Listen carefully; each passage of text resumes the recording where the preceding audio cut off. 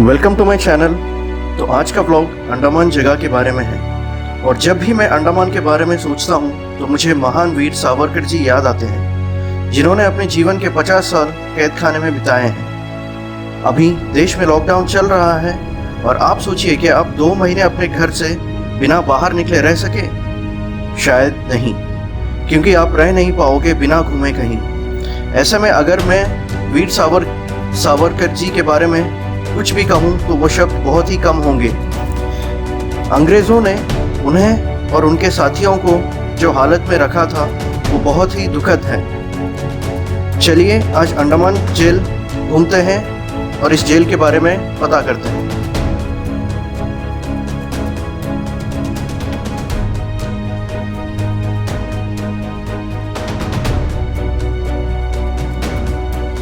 Let us take a moment to thank all the great freedom fighters who gave their life for us in the past for our better future.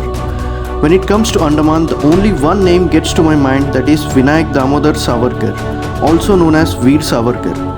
Today in my vlog series of Andaman, I would like to show the cellular jail in which Veer Savarkar led 50 years of his life in jail for the freedom of our country.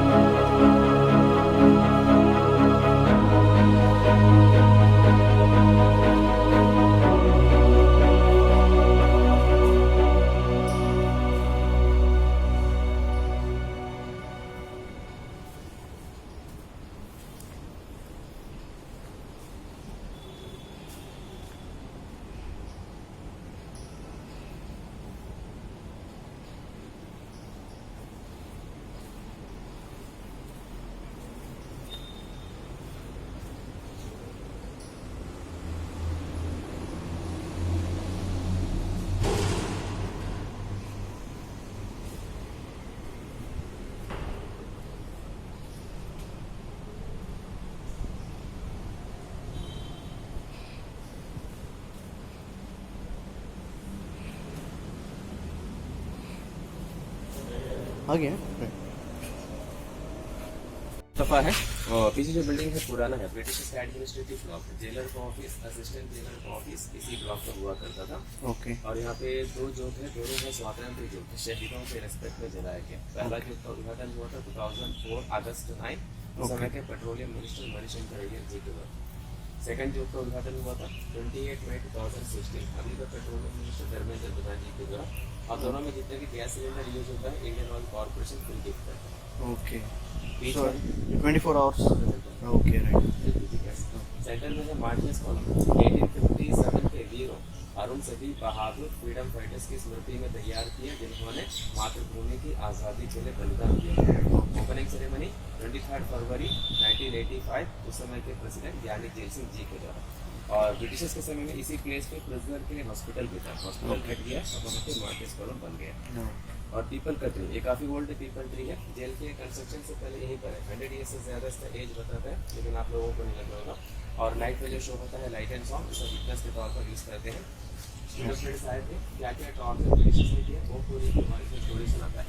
Okay जून 28 1998 एक cyclone में बड़ा सा पेड़ जड़ से उखड़कर गिर गया, तो लाइट एंड साउंड की ओरिजिनलिटी को बनाए रखने के लिए उसी ट्री को काट करके दोबारा वहीं पर रिप्लांट किया गया।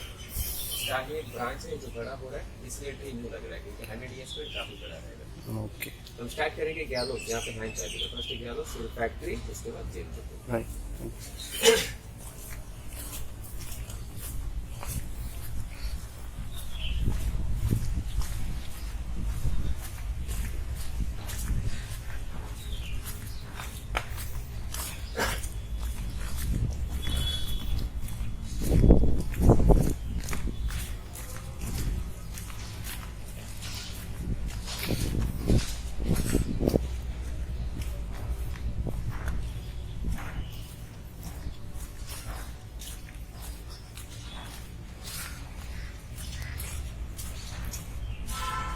दोनों ओरिजिनल रूम है। फ्रीडम फाइटर्स के लिए किचन था, उनका खाना जो है यहीं पर बनता था। अब इसको स्टोर रूम बनता है पहले का कुछ। ओके ये अंदर अलाउड है देखने के लिए इसके अंदर? स्टोर रूम है। अच्छा अभी स्टोर रूम है राइट पहले वाला कुछ है। Okay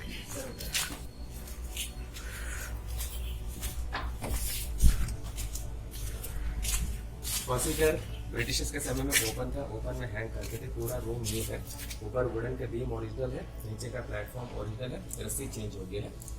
eight a time 3 persons hang कर सके ऐसा सिस्टम था। लेफ्ट साइड में लीवर है, नीचे का प्लेटफॉर्म नीचे का ओपन होगा, नीचे 8 फीट डेप्थ है, तो अगर हैंग हो जाता था डेथ हो जाता था, बॉडी नीचे से कलेक्ट करते थे। तो फर्स्ट डेथ किसको मिला था? ऐसा कुछ रिकॉर्ड नहीं है। और यहाँ पे पॉलिटिकल फ्रीडम फाइटर्स को फांसी दिया है कि ऐसा भी हमारे पास में कोई रिकॉर्ड्स नहीं कोई? है।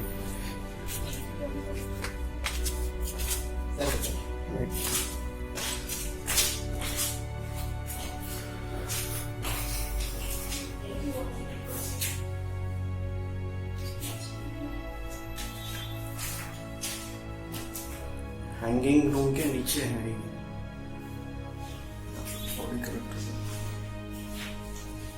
राइट चलो लिवर टन है था ओपन ही जीरो ओके देखिए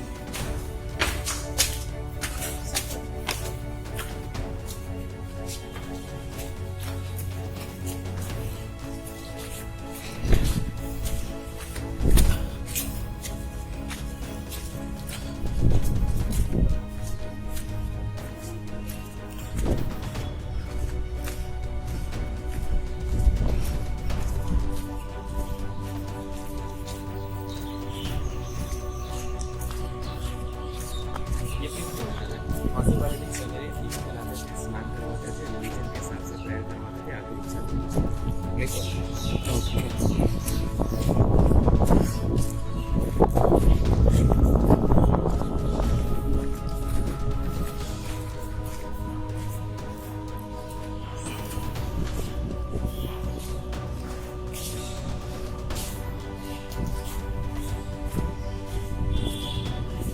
वर्कशॉप ये लोग वर्कशॉप काम करा था, हमसे मॉडिफाई करके आगे फोटो लेने का सब चेंज हो गया, प्लेस ओरिजिनल है। इंश्योरेंस प्रोवाइड नहीं है, ऐसे बहुत से थे। एक ही वजह है सिंगल प्रिजनर कभी कभी 2 प्रिजनर मिल करके काम करते थे, लेकिन होता किसी का कम नहीं। एक कैदी को एक दिन में कोकोनट ऑयल निकालने से 30 पॉइंट्स, मस्टर्ड ऑयल के लिए 10 पॉइंट्स। तो नारियल का सूखा हुआ खोखला उसके अंदर रहेगा, साइड में वो वेट लगा देगा, प्लेट लगेगा, चेन टाइट हो जाएगा, प्रेशर इसके ऊपर आएगा, पीछे पकड़ करके घुमाएगा, बीच वाला ठीक से घूमता रहेगा, नारियल पिसता रहेगा। अंदर एक पाइप होता था, गड्ढे में पत्थर रखेंगे, ऑयल उसमें कलेक्ट होता रहेगा। तो कैदी को एक दिन में 30 पॉइंट्स कोकोनट ऑयल निकालना पड़ता था, जो बैल भी नहीं निकाल पाते थे। जब बैल नहीं निकाल पाते थे, इंसान का नसीब था। लेकिन और कुछ फ्रीडम फाइटर्स इसे चलाते चलाते थक जाते थे, चलाने से इनकार भी करते थे। तब ब्रिटिशर्स उनका हाथ पकड़ करके उसी पाइप के साथ रस्से से बांध करके जब नहीं चला पाते थे, पीछे से मार देते। काफी कैदी ये काम करने के बाद बीमार पड़ जाते थे, कुछ कहते थे ओरिजिनल है। यहाँ के पीछे हमारी डेमो किस तरीके से चलाते थे दिखाया गया। हमारे पहला दिख रहा था नारियल का छिलका निकालते थे। छिलका निकालने के बाद छिलके को कूटते थे। जब छिलका नरम हो जाता था, उसके बाहरी छिलके को हटा करके बाकी को पानी में भिगोते थे। फिर जब मॉइस्चर हो जाता था, फिर बाहर निकालते थे, फिर कूटते थे, धूप में सुखाते थे और इस मशीन को रोल किया जाता था, यानी कि रस्सी बनाने का काम। रस्सी बनाने का काम किसी भी कैदी को देता था तो शाम को उस कैदी को 4 पाउंड रस्सी तैयार करना। नहीं कर पाते तो पनिशमेंट दिया जाता था। हमारी मशीन को ओरिजिनल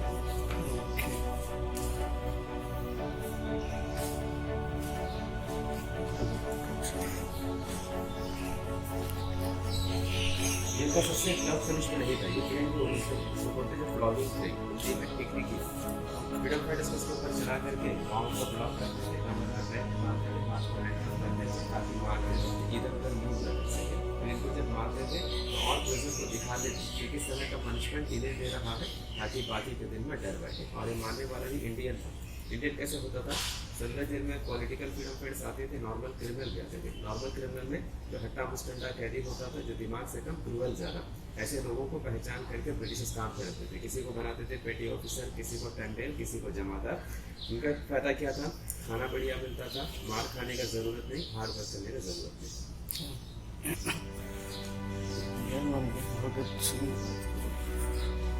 सारे मॉडल ओरिजिनल है। जो फ्रीडम फाइटर्स फर्स्ट टाइम अपना वर्क कंप्लीट नहीं करते थे, तो 1 वीक के लिए सेल के बाहर बैकअप कर सकते थे। 1 डे में 8 आवर्स बैकअप में रहते थे। और अलग से पनिशमेंट है 2 डेज के लिए गनी पैटर्न ड्रेस बनाते थे। वो पहनने से गर्मी ज़्यादा लगेगा, इचिंग होता रहेगा। यूनिफॉर्म ये कुर्ता, इधर हाफ पैंट, नेक में डालेगा, आयरन करेंगे। आयरन का कोई आइडेंटिटी लिखा होता था, कितने ईयर से कितने ईयर का इम्प्रूवमेंट मिला है, जेल का नंबर। और 3 लाख से 5 फीट जिनको बनाते थे 1 ईयर, इसमें ज़्यादा डिफिकल्टी नहीं है, हैंड फ्री है, चल सकता है, थोड़ा सा वेट रहेगा पाँव में। और 6 मंथ चलते वक्त पकड़ करके चलते थे, काम करते समय छोड़ देते थे। डेंजर को क्रॉस था ओनली 10 डेज, ज़्यादा डिफिकल्टी इसलिए मैं पाँव के नीचे से रॉड वैसे से चलते थे, लेकिन नीचे चल नहीं पाते थे, बैठ नहीं पाते थे, तो आप प्रेशर के पाँव में बॉडी हो जाती है, क्योंकि चलते वक्त रॉड में पाँव से खींचते हैं।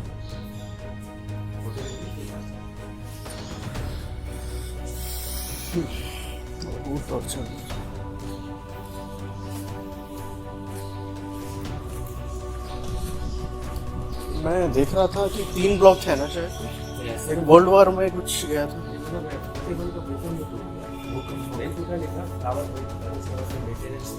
जापानी से कर दिया, फिर बाद में जो टूटा हुआ था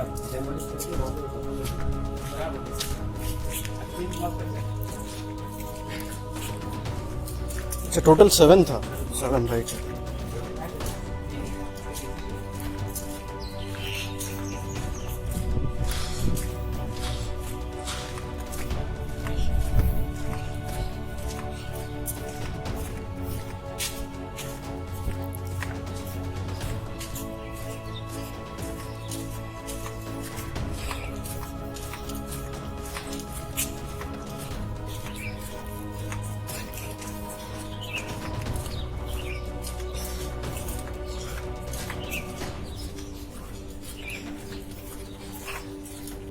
जुलाई 1909 कर्जन वैली का हत्या किया। उनका 7 दिन देने का एग्जाम भी था, वहाँ पढ़ने के साथ साथ इंडिया हाउस में काम करने वाले ग्रुप के माध्यम से बम बनाने का मैनुअल और हथियार वगैरह इंडिया भेजा गया। इस वजह से उनको अरेस्ट किया। अरेस्ट हुआ था 13 मार्च 1910 और उन्हें शिप से इंडिया लाया जा रहा था 8 जुलाई 1910।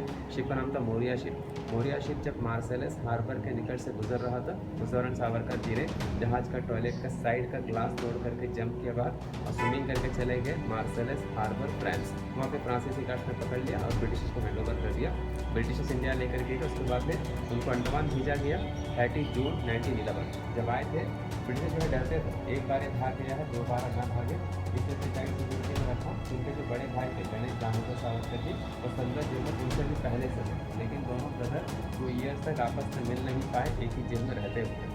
1921 इनको यहाँ से ट्रांसफ़र करवा दिया रत्नागिरी, महाराष्ट्र। कुछ साल वहाँ पे हाउस अरेस्ट में रहे। फिर आफ्टर इंडिपेंडेंस के 19 ईयर्स के बाद उनका डेथ हुआ था 26 फरवरी 1966। तब उनका एज 83।